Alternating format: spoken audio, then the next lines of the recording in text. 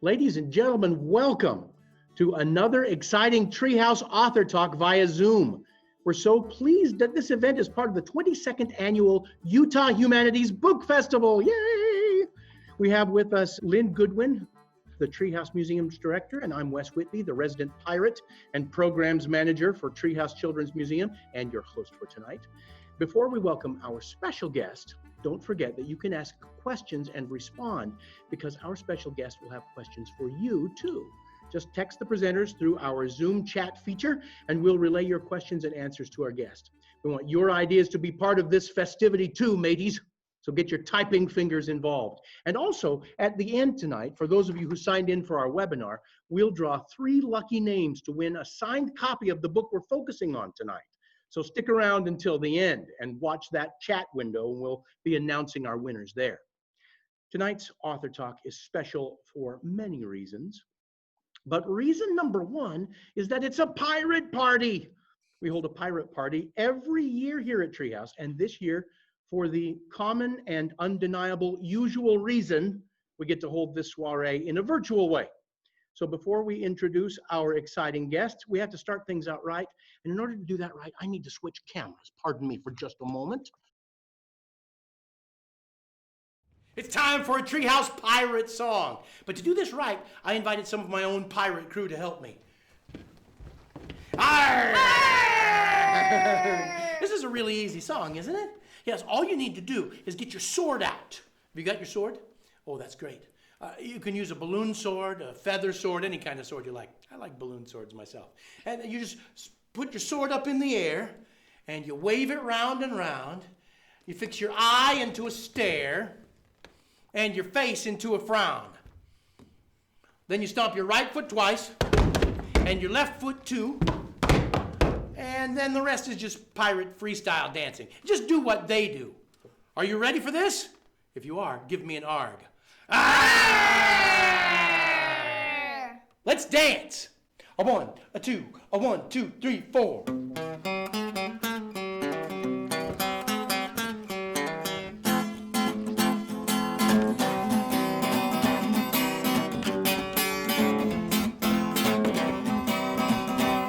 You put your sword up in the air and you wave it round and round. You fix your eye into a stare and your face into a frown.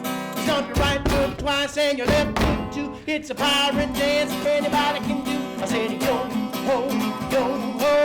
Yo ho, yo ho. A boogie woogie boogie woogie blow me down. Boogie woogie boogie woogie blow me down. Shiver me timbers. Shiver me timbers. Oh, I'm a pirate king. Woo. I'm a pirate king. Woo. Now let me see your dance moves.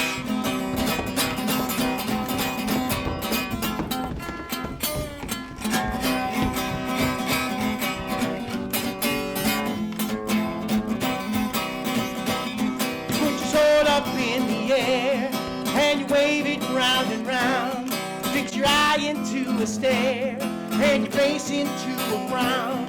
Stomp your right foot twice and your left foot too. It's a pirate dance anybody can do. I said yo ho, yo ho. Yo ho, yo ho. A boogie woogie boogie woogie blow me down. Boogie woogie boogie woogie blow me down. Shiver me timbers. Shiver me timbers. Oh, I'm a pirate king. Woo.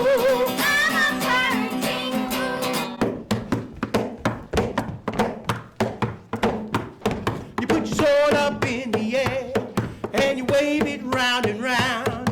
Fix your eye into a stare and your face into a frown. You stomp your right foot twice and your left foot too. It's a pirate dance anybody can do. I said yo ho, yo ho. Yo ho, yo ho. A boogie woogie boogie woogie blow me down. Boogie woogie boogie woogie blow me down. Shiver me timbers. Shiver me timbers. Oh, I'm a pirate king. I'm a pirate king. Woo! I'm a pirate king. Woo! Oh, sing oh pirate singing. Sing oh pirate singing.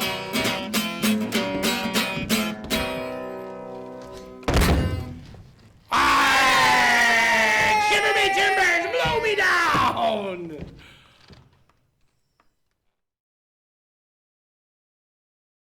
Whew.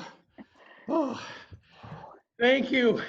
And thank you, girls, for your help. You know, we've been doing that pirate dance for the last 25 years at our pirate party. Thank you for letting us do it again. And now, ladies and gentlemen, because this is a pirate party, we invited the author of one of our favorite pirate books to join us tonight. She's been to Treehouse before, and it's super great to have her back. She's not only a super fun author of over a dozen books for children, but she's an editor and a teacher at the Rhode Island School of Design, and someone who really knows the ins and outs of producing extra fun picture books.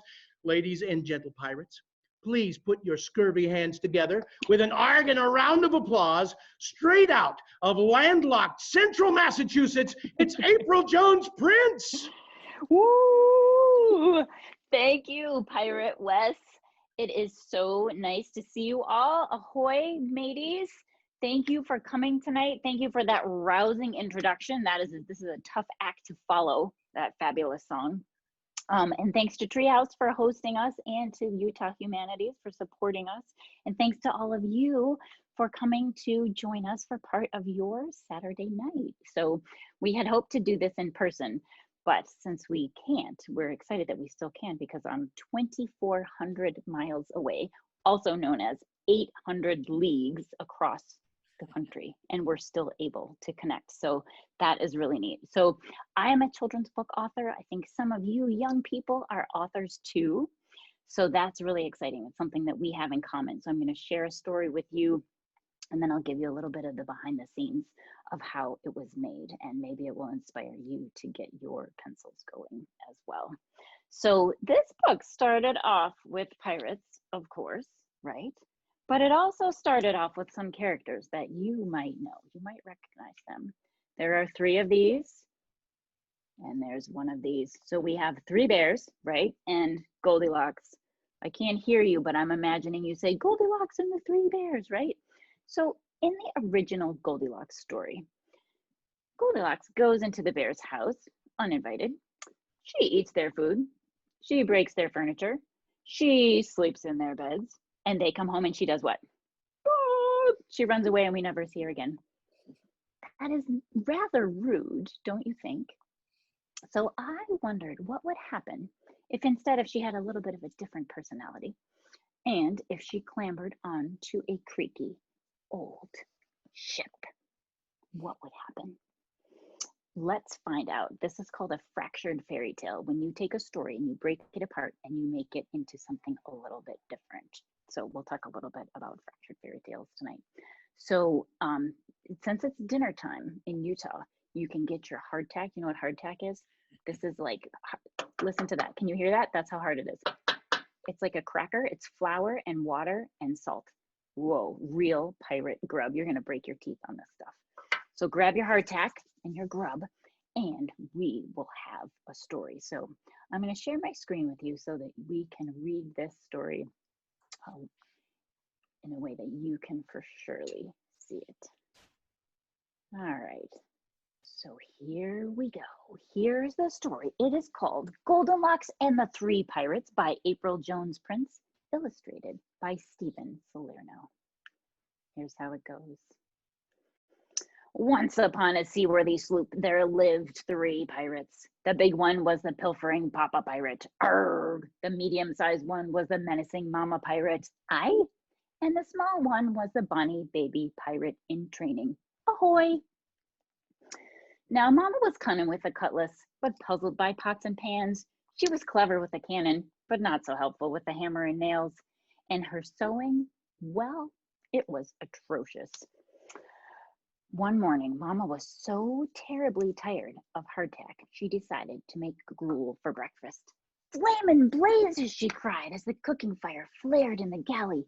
Blobs of burnt gruel boiled over the edge of her pot. Mama, could you hire a cook? Baby asked.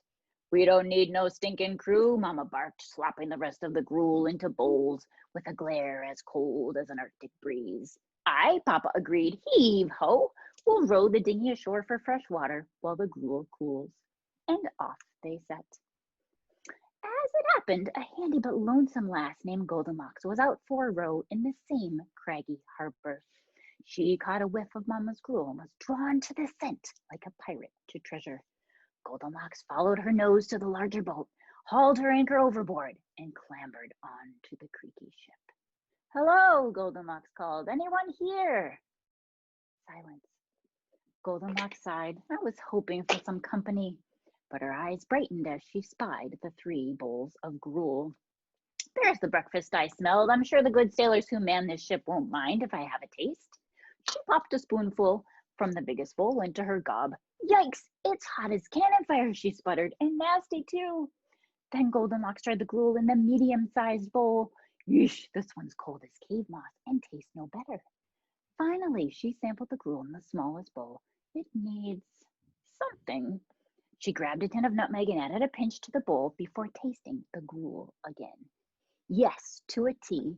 What is it that Goldilocks always says? Just right. And most of the mess was down the hatch in an instant. Her belly now full, Goldenlocks scanned her surroundings. Never having been on a real sloop before, she was, of course, wildly curious. She ventured below decks, where she found 3 stools. "I'm sure the fine owners of this ship won't mind if I rest for a moment," she said, settling herself on the largest stool. "Yikes, it's hard as a turtle shell." Then she tried the medium-sized stool. "Yeesh, it's soft as chicken feathers. That won't do." Finally, she sat down on the small stool. Yes, to a T. Just right. But things were shipshape for only an instant before the shaky stool smashed to smithereens. "Ouch," said Goldenlocks, rubbing her rump. Someone ought to fix that. Finding a mallet, nails, wood, and some tar, Goldenlocks set to work. Soon the stool was sturdy as a sea chest. She's pretty handy. Next, Goldenlocks scurried starboard, where she found 3 hammocks. "Surely the kind seamen who sleep here won't mind if I take a nap after all that hammering," she said, climbing into the largest one. "Yikes, this hammock is tight as a stopper knot." Then she tried the medium-sized hammock. "Yeesh, this one's loose as hand-me-down breeches."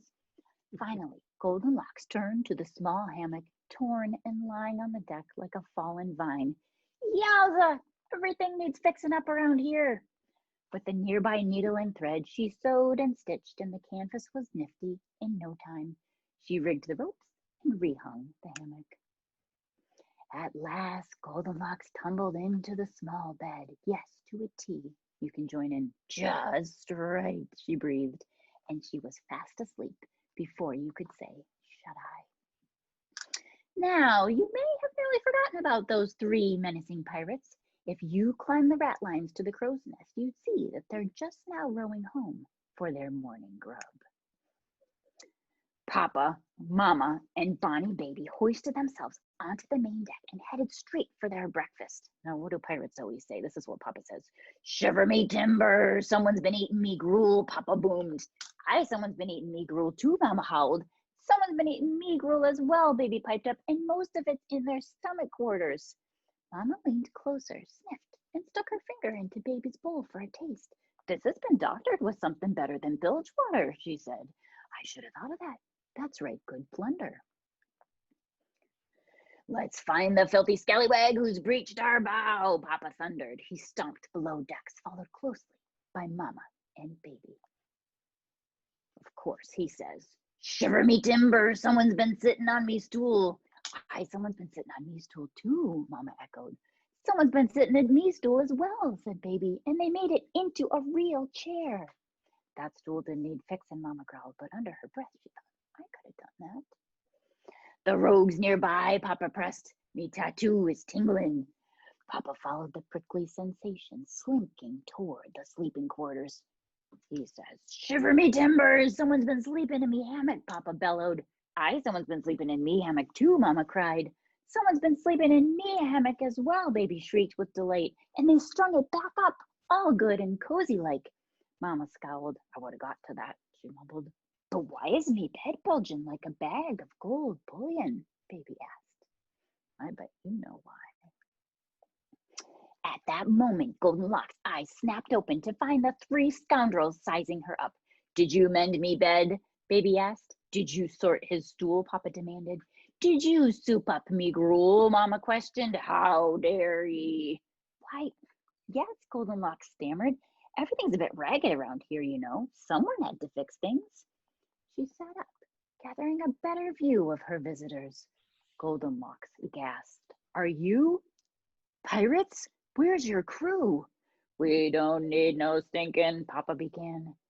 But a glimmer grew in Mama's eyes. Say, lassie, she interrupted, you're handy to a T. Our family could do with a gal like you. How's about turning pirate? Once upon a seaworthy sloop, there lived 4 pirates. Remember how we said we'd like to change that ending, right? She needed a family. They needed a little help. They can all help each other. And then there's a little pirate glossary at the end, right? Arr, our favorite thing to say, an exclamation or expression of displeasure. There's a hardtack, right? A biscuit that has almost no flavor, right? Thank you all for being such good listeners. Arr! That story certainly deserves a few args, and at least one shiver me timbers. Absolutely. I love fractured fairy tales, April, and I love what you've done with that one. I suppose that begs the question then where these fairy tales come from. If it's a fractured fairy tale story like this, I guess must come from a magic wand or something. Right, totally. I mean, I just whip out my wand and then I just go poof, poof, poof. And the stories, they just come. It's crazy. Of course, you readers and writers know that that is not true. But if you look at my wand closely, you'll see that the other end of it is actually a pencil, right? Because stories come from our pencils, pens, crayons, drawings, but also from our heads, right? So even before we have our pencil out, we need to have an idea, right? What are we going to write about? There are so many places we can get ideas. So I'm wondering, where do you guys get ideas? Where do our writers out there get ideas? If you're going to write a story or tell a story, you can put it in the chat if you have a place that you like to get ideas for stories. A lot of people say you get ideas from your brain. And of course that's true, but you have to fill your brain up, right? If you want something to come out of your brain, you need to fill it up, just like you need to fill your car with gas.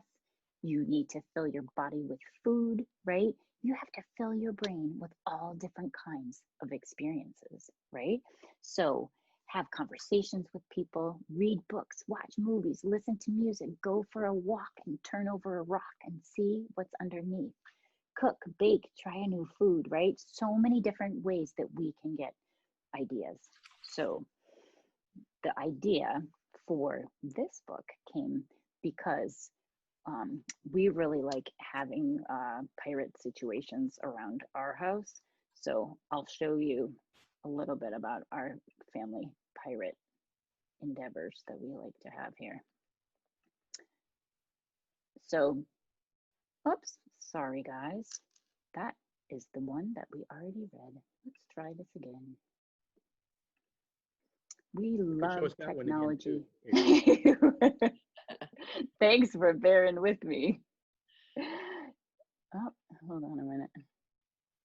What do you guys see? We see some young pirates on a...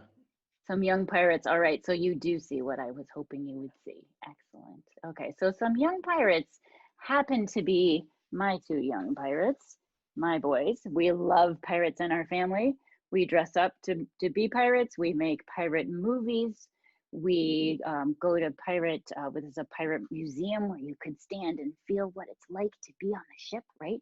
So we really love pirates. So when you choose an idea of what you might like to write about, I like to say you like to choose a juicy idea. Now, if you wonder what that means, you want to pick an idea that's exciting and something that you're excited and jazzed up about because it's going to make it more fun for you to write and more fun for somebody else to read, right? So instead of picking to write about the day that you stayed home from school and you laid on the couch because you were sick, which is not too exciting, but the first time you rode a roller coaster would be really exciting, right? You'd have a lot of emotions and a lot of things going on in your body, and maybe you're nervous and excited and the wind is rushing through your hair, right? So it's going to make it a juicy idea right from the beginning before you even start to write. So writers do a lot of research. Do you know what research is? You might have a hint from this detective here, right? So research is looking for information, right? So even when you have your idea, you might need some information for your story. I needed to learn a little bit about pirates. So I read a lot of books, different versions of Goldilocks, also lots of books about pirates, right? We love to go to the library and the bookstore and our own bookshelves and school bookshelves, right? When we can, to look for books. Watching pirate movies are good fun, right? Listening to pirate music in the background while I'm writing. Going to museums and going online to museums when I can't go there in person and learning that way. And when we can go places, this is a place that I went to learn about pirates. Now, it doesn't look very exciting, does it? It looks like a pretty nondescript, a little bit boring building there. But on the inside, check this out. This is what was inside. Well, April, we're not seeing your picture. I am not seeing it either. Hold on, let's stop and reshare and see if that works, because of course we've never had that happen before. It has to happen when we and while we're looking at live, while we're looking for that picture, April, some folks have responded with some of their inspirations. Oh, some places that they go for ideas and outside for inspiration. Oh, excellent. Okay, so in your someone room. says going on a hike. Yes. That's a great. Going on a hike, I think, is huge because, right?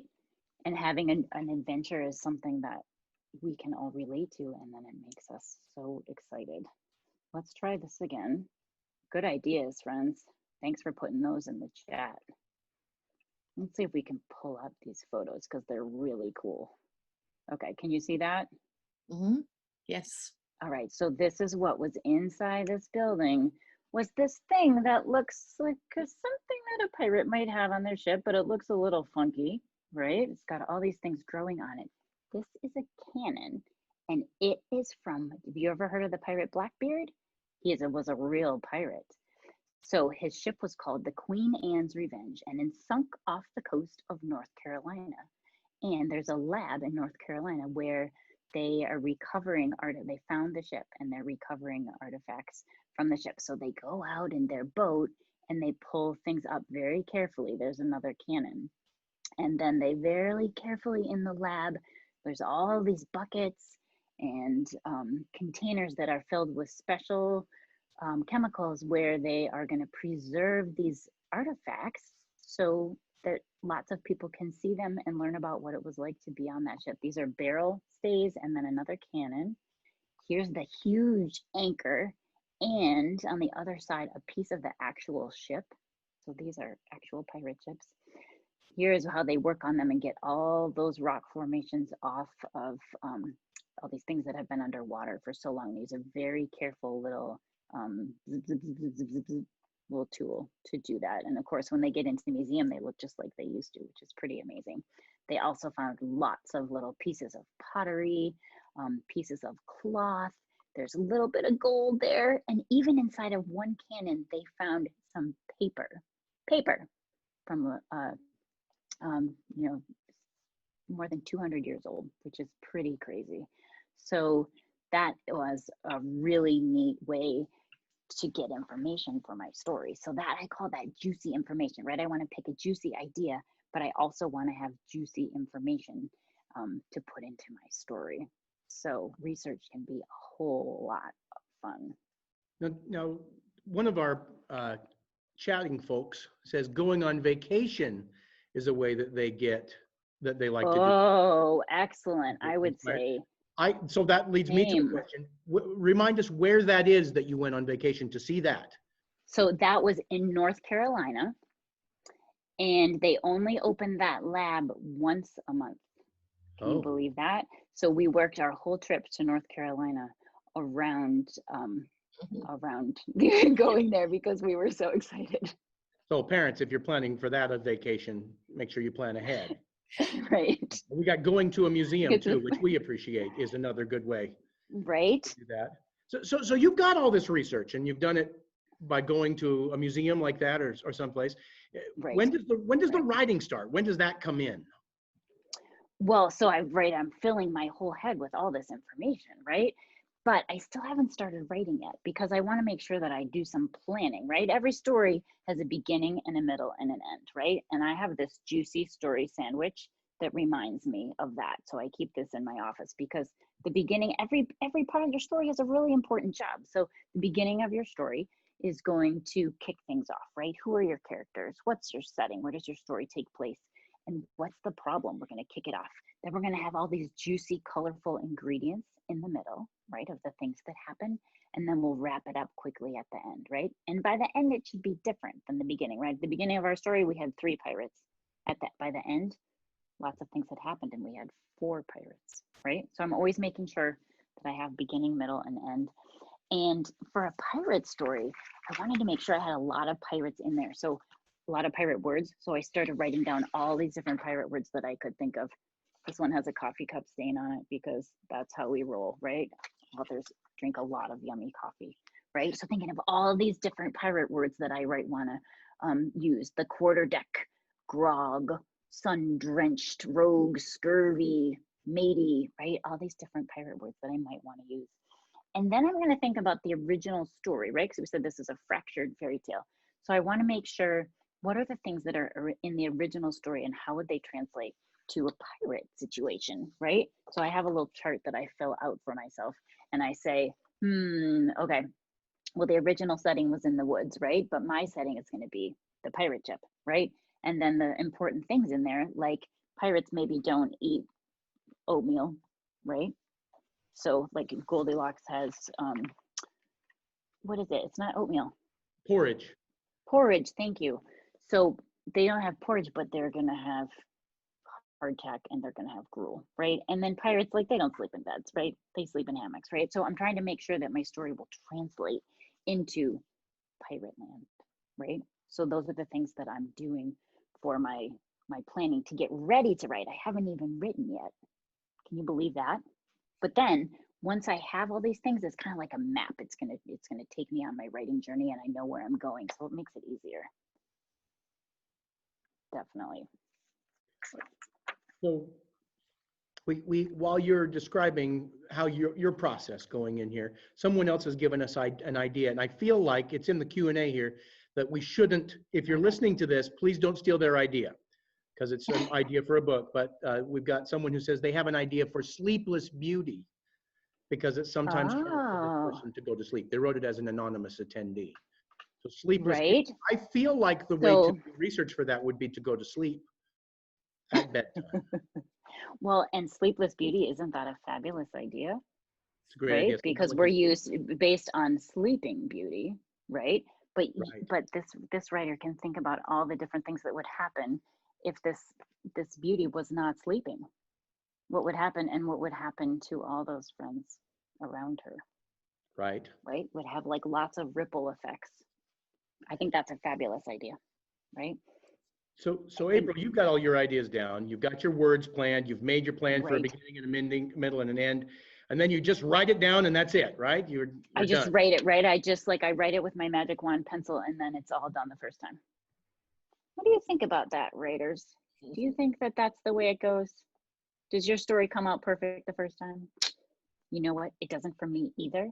And I don't really know any writer that it does. Even when you do this for your job, you're going to do lots and lots of drafts, right? So usually I write by hand for my first draft, like even on just a blank piece of paper or sometimes with lines. So I start with a draft. You're not even going to believe I'm going to draft again. I'm going to print it out, then I'm going to like start marking it up and make changes. I'm going to write it again. This is at this point, it's called Goldenlocks and the 3 Peg Legs. Instead of the 3 pirates, I'm writing it again. I'm going to have friends look at it. Do you ever do that? Writer friends, mom or dad, teachers. So helpful, right? They have lots of ideas. My husband's a writer. He helps me. Look at all these drafts, all these good ideas, right? Hopefully each time my story's getting better and better and better, right? I'm cutting out the parts that might be boring. I'm making things more clear, keeping things moving, snap, snap, snap, right? So I'm looking to make sure that my story makes sense. And then I'm also looking at every little word, right? Because I want to make sure that I have a lot of juicy pirate words in there and just juicy words in general. What do you think I mean by juicy words? If a juicy idea is an exciting idea, having juicy words would be exciting words. So like a lot of times if people say, how was your week? You might say, great. We use the word great a lot, right? It's the first word that comes into your head often. But there are so many juicier words than great. Can anybody think of a juicier word than great that means like the same thing? You can put it in the chat, right? So I'm thinking excellent, fabulous, epic, stellar. If anybody wants to put some in the chat, go for it. We got someone says incredible. Incredible. I love it. Oh, this one from Lynn. Lynn, I saw yours. Tremendous. Tremendous. May I borrow that? It's fabulous. Tremendous. Ooh, splendid. Awesome. Coolio. I love it. I love these so much. You guys are very good at this. I like brilliant. Yeah. Brilliant. Yes. It's a little bit British. Yeah, very. Right? Exactly. Yeah. But my mustache, right? so I have an excuse. So, okay, right, exactly. So I challenge you writers to use not every word has to be juicy, but you can go ahead and replace some of the more boring words with more exciting words because it makes your writing more fun. I also did it with the word said in my story. So, we use said, he said, she said a lot, right? So here's a whole bunch of other words that I used. Thundered, boomed, shrieked, bellowed, stammered, echoed, cried, agreed, sputtered, howled, mumbled, growled, roared, interrupted. All of those are in the pirate book, believe it or not, right?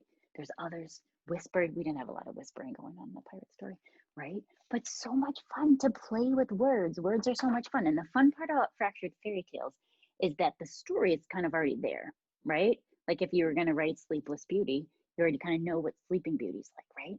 So then we can use that story and really have fun playing with our words and our characters inside of that story that we already know. So that's part of why I like them. We got one more Fractured Fairy Tale idea.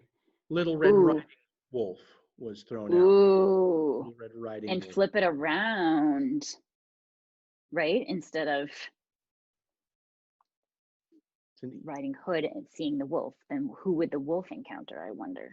I think some sort of mean ostrich.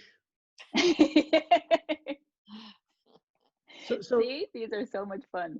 You've spent all that time now writing it down, but we're talking about a picture book. I mean, where do the pictures come in on this? Well, good point, right? Because you're right that a picture book is really about the images, right? So let's take a peek. When you have the words just the way you want them, then all right, do you see some sketches here? Yeah. There we go. Okay, excellent. So sketches are what an illustrator does, usually with a pencil, but sometimes when people work on the computer, they use color, right? So Steven Salerno did a lot of sketches to get to know these characters. What were these pirates going to look like, right? So he took the words and got inspired and worked on the characters, but then started sketching out the whole story, right? So here's a sketch of when Goldenlocks comes upon that yummy smell of the gruel and she follows her nose, and then that's the finished painting, right? So an artist is going to sketch the whole book, just like I write lots of drafts. The illustrator might do lots of drafts of their writing, so of their illustrating, to get the pictures just the way they want them and to leave enough space for the words and things like that. And then when all the pictures are done and the words are all set, then a designer puts everything together and sends it to the printer, and books get printed on a great big printing press like this. So that's a huge roll of paper, and you might be as tall as like the middle of that roll. Like it's really, really big, and it goes round and round and round, and it's very loud. And here's the cool thing that comes off the printing press. This is called a press sheet. Check out how big this is. Whoa. Can you see how the pages are like upside down and backwards? Somehow they fold and cut the pages and everything ends up in the right spot. So that's how a book is printed. So a picture book is usually 32 pages, and now you know why, because this is 16 pages. So 16 plus 16 is 32. You didn't think you were going to be doing math tonight, but we did. So that's how a book is printed. And then finally, a box of bound books arrives at your door, and you've been waiting, you're not going to believe this, about 2 years. Oh my goodness. And when those books come, oh, it's such a delicious time. You pick them up and you smell them. Do you ever smell a book? Delicious.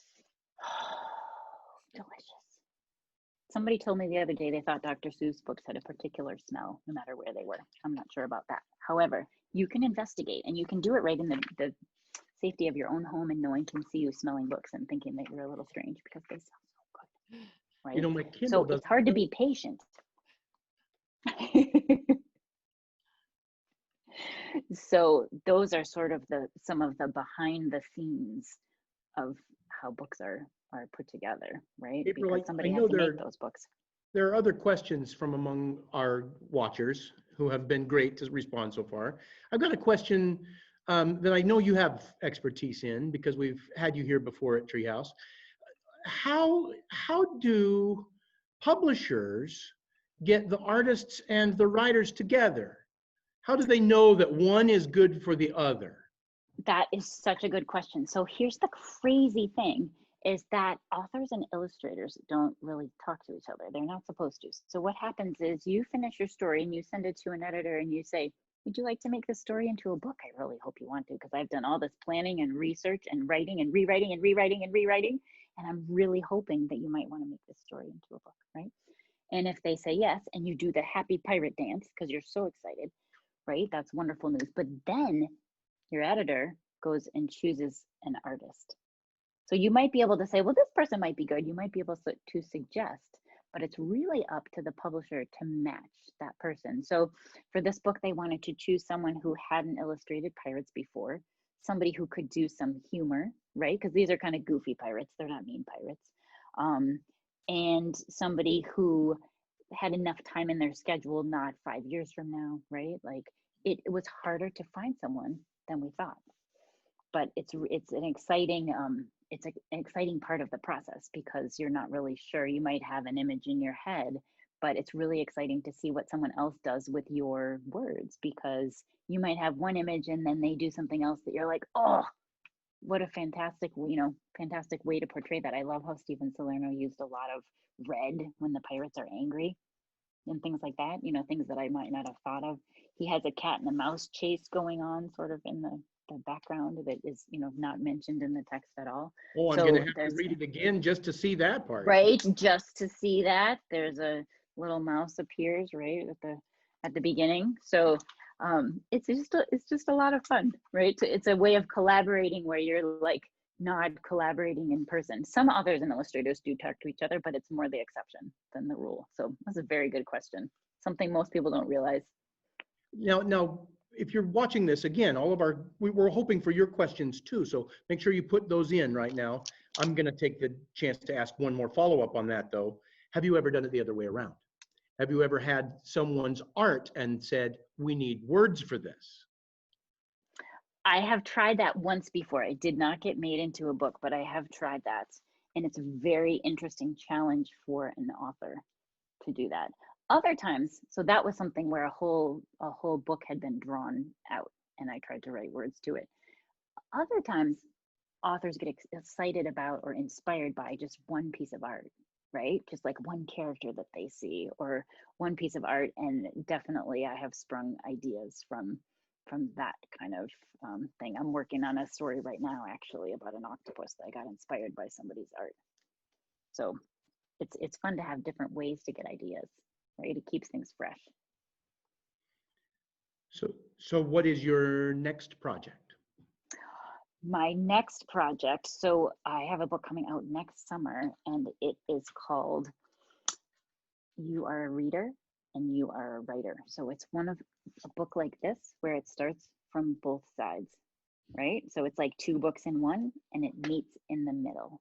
So it's sort of an inspiration. It talks about where you get ideas and different ways that we might struggle and succeed and different types of things that we can read and write. And then in the middle, they come together and it says readers are writers and writers are readers and readers are writers, right? Because if we want to be a good writer, we need to be readers too, right? I get inspired by so many other people's poems and songs and stories, and like we said, even movies, right? But just taking in that information and not copying what somebody else does, but making it sort of our own stew, right? So pulling like lots of different kinds of ideas. And I feel like if I'm going to write a beautiful sentence, I need to have read some beautiful sentences, right?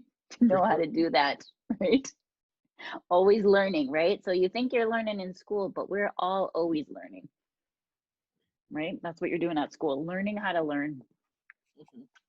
So I don't want to get political at the time of year especially, but one of the books that we know best because we've had it on display here at Treehouse that involves you is a book about the American flag.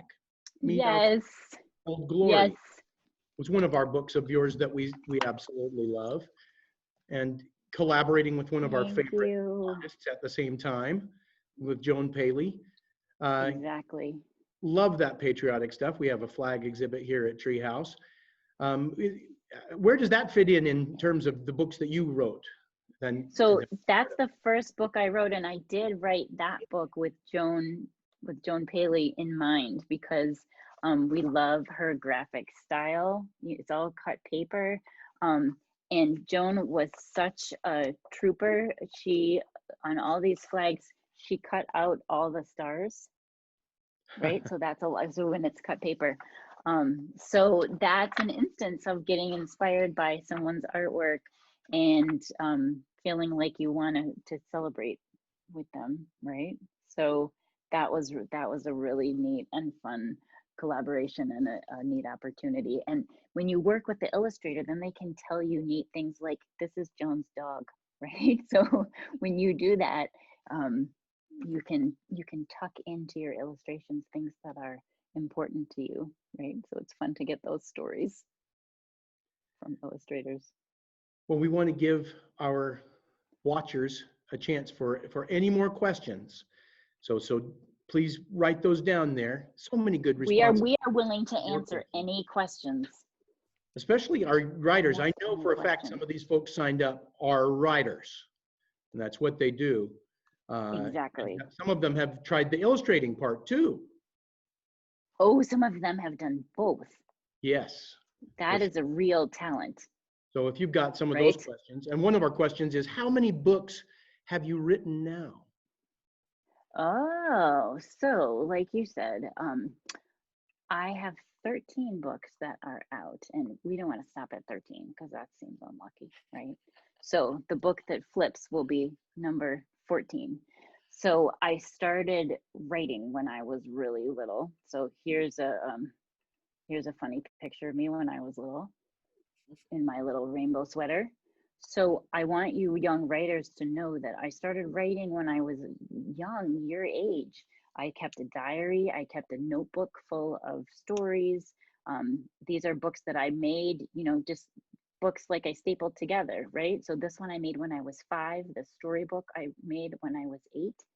And it was when I was 8, this is me in 2nd grade, saying, when I grow up, I want to be a writer. I read a lot of books. I have a whole shelf full of them, right? So I wanted to be a writer since I was in 2nd grade, a children's book author in particular. So you can make it happen. You know how you do anything, whether it's being a good gymnast or soccer player or singer, you got to practice, right? So practice makes you better. Well, and we've got a lot of questions now for you. One question, let's see. Lucy says, what is your schedule when writing a book? Do you follow a specific schedule? Like, all kids out of the room right now, I'm writing 3 hours kind of thing. Good question, Lucy. It's time to put myself in the chair, right?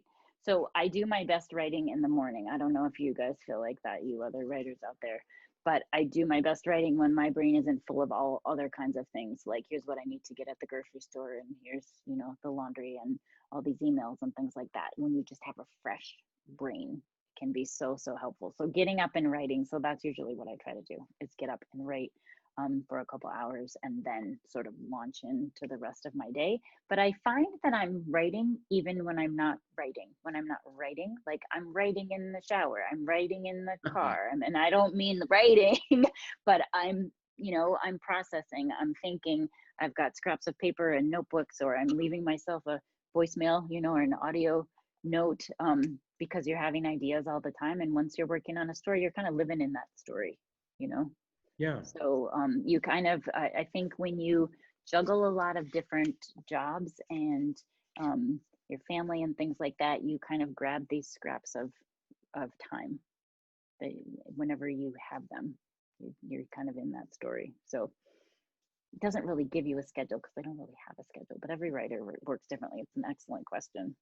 So when you, let's go back to pre-research. Yes. And let's say, and the question is, where do you go to brainstorm? Do you have a hidey hole under a desk somewhere or in a tree or someplace? No, that would be lovely if I did, but you know what I do? I go for a walk, because there's something about moving your feet that gets your brain moving, at least for me. Not a run, I run too, but that's kind of to clear my brain. But there's something about the pace of walking where it kind of helps me work out ideas. So my neighbors will see me with a roll of paper. Like I'll take whatever thing I'm working on and I have it all rolled up and I have a pencil in the other hand and they're like, oh, you're writing again, right? So that's actually what helps me. But I do find that places like the car and like things when you're kind of doing something that does, of course you want to pay attention when you're driving, but like you just, your mind can kind of wander and you have ideas at times, like when you're falling asleep or waking up, right? At unexpected times. Do you ever ask your friends for ideas? I don't usually ask because I have so many, but I do get them, just from talking, having conversations and hearing about what other people are doing. And sometimes we get ideas from saying, what if, like wondering, like you guys might know stories like this, like what if it rained meatballs? What if cows could type? What if the person on the first day of school that was nervous was the teacher? Right? So you can get ideas from asking yourself, what if? So sometimes I'll hear something from someone and I'm like, oh, what if that went with this, right? So merging things like pirates and Goldilocks. Or here's another book I did. This merges mice, and you think that they're on a construction site building things, but it turns out what they're really building is, I'm going to give it away here, a pizza. So mice and pizza, right? So goofy, things that don't go together. Diggers, pizza, right? So having sort of a mashup of things can take you interesting places. So this goes with another question we've got here. It says, do you ever get an idea and you're like, wow, how can I fit this in? Let's take a little bit, because has that ever happened to you? You mean like fit it into a story that I'm working on? I've got to make it in the pirate book. Okay. So I have an idea box. So I'll take like those little snippet things, because you're right. Even when you're going for a walk and you pass someone, you hear the snippet of conversation, you're like, oh, what was that all about, right? So I put them in the idea box and then I'll pluck different things for different stories, right? But you're right, like you want a story, you only have 32 pages, right? So you want to make sure that your story is concise, right? So you're not out here in left field. So you don't want to work in things that don't make sense. But if you can work it in a coherent way, that's beautiful. Sure. I feel like artists sometimes get to do it in other ways that writers, we have to stick with certain sentence structures, but artists can throw in an extra cat and mouse that don't belong in the story. Right, and that's what a good illustrator does, is expand the story beyond just the words, right? It doesn't just mimic the words. That's why I love picture books so much, because the pictures tell their own part of the story and neither one is complete without the other. So it's not like a storybook, it's not like a coffee table book, it's like its own wonderful art form. And we got the name of your first book already. That's another question asking that. Yep. But you've done other things.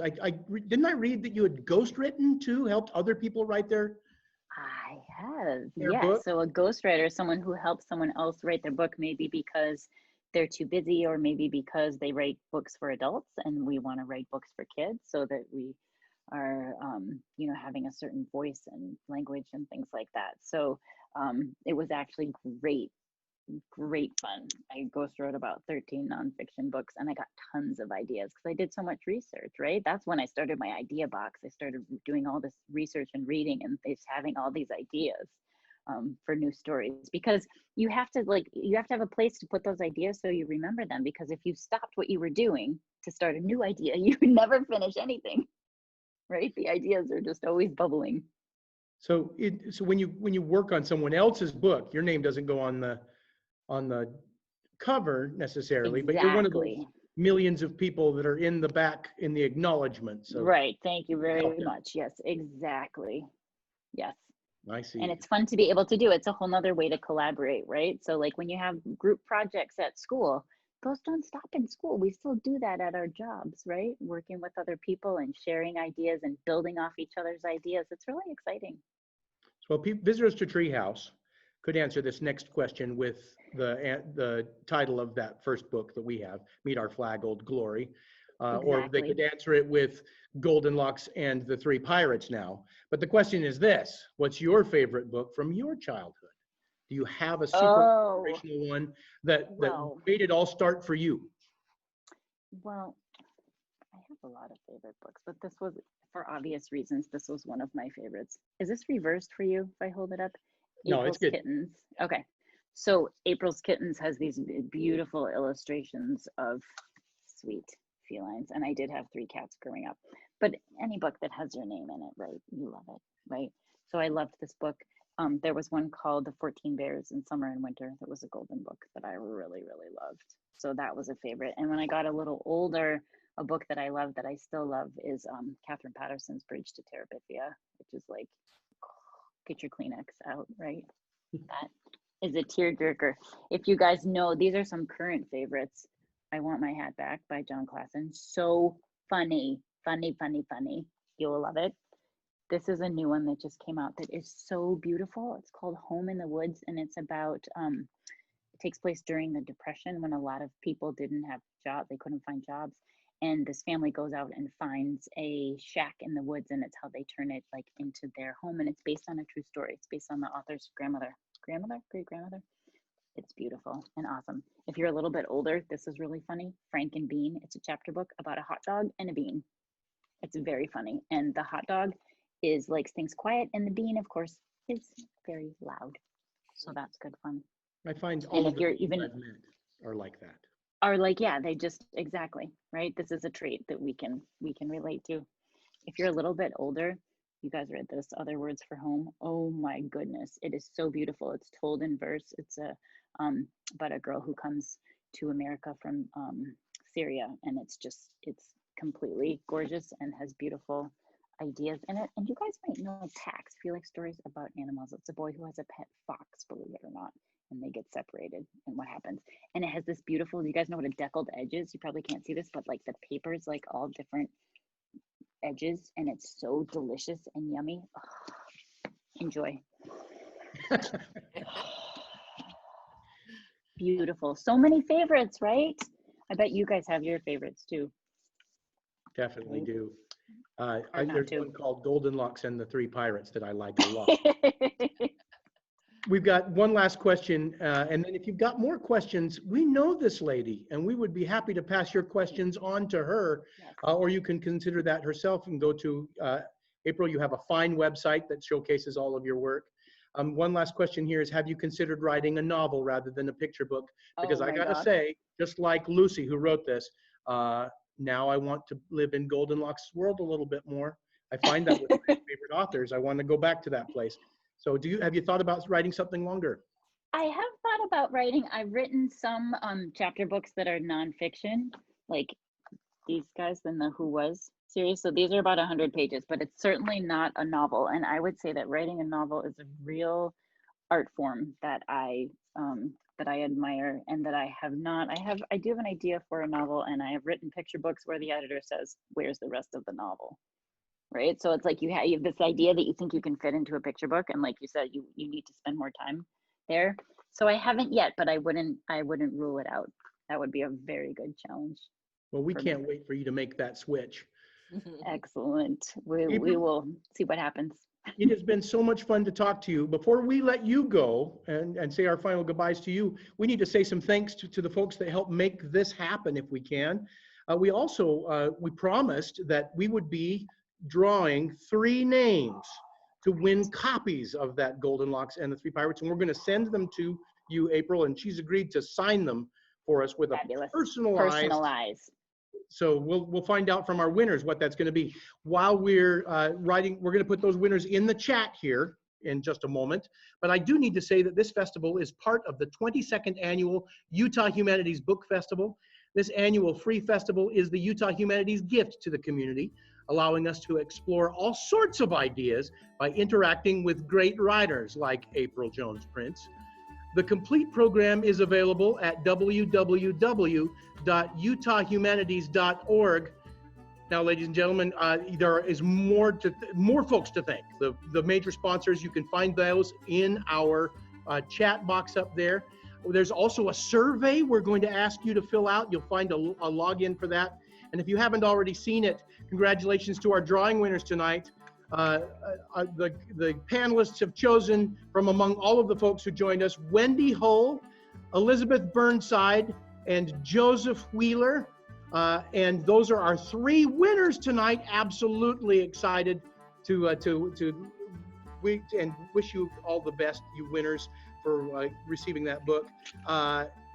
Thank you to all of you for doing your questions. And April, the biggest thanks to you for joining us tonight and for making this possible and for all of your thoughts. Thank you so much. Ditto. Thank you so much for having me and being such a fabulous host. And it's just been such a treat to see you all, even if we can't do it in person. It is a treat to connect in any way. So I hope all you writers out there will keep writing and keep brainstorming, and you can reach me through my website. So if you have any questions or through Treehouse, so please feel free to send them along, and I promise I will write back. Thank you very much. Thank you. Have a wonderful night. Go finish your hardtack. Good night. Treehouse Museum is in Ogden, Utah, but don't forget that you can visit Treehouse anytime online at treehousemuseum.org.